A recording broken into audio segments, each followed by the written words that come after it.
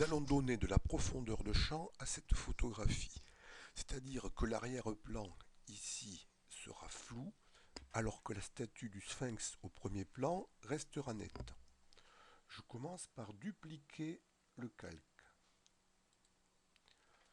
J'écris un calque qui s'appelle copie de sphinx. Je vais ajouter de la transparence.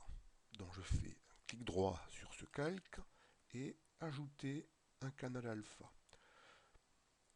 J'active maintenant l'outil chemin. Je vais sélectionner le sphinx au premier plan. Donc, je peux ici démarrer à l'extérieur du canevas.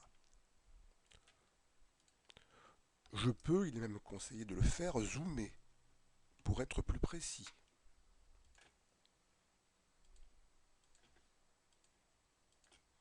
Je continue donc à détourer.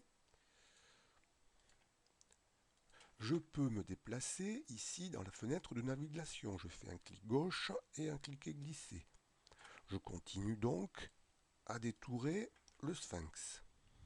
J'ai fait le tour. Quand j'arrive au bas de l'image, je peux sortir du canevas. Je peux également dézoomer. CTRL plus molette de la souris. Je vais revenir sur le premier point. Donc pour cela, j'appuie sur la touche CTRL.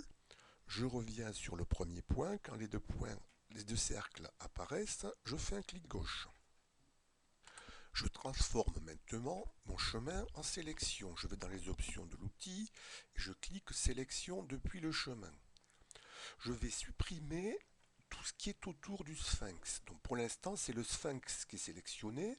Donc pour supprimer ce qui est autour, l'arrière-plan, je fais sélection inversée.